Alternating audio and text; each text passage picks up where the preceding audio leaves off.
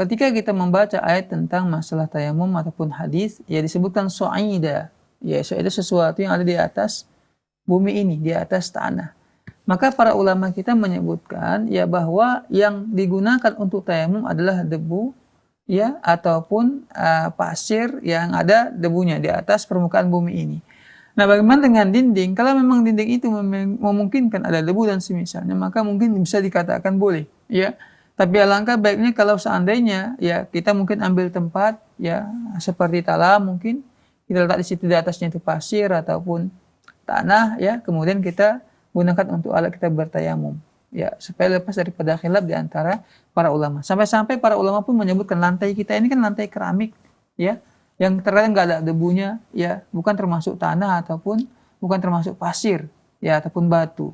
Maka tidak dibolehkan bertayamum di sini. Sebagian ulama mengatakan seperti itu ya. Harus kita bertayamum dari atas atau di atas permukaan bumi, permukaan tanah. Ini di antara keterangan para ulama kita. Ya wallahu taala alam.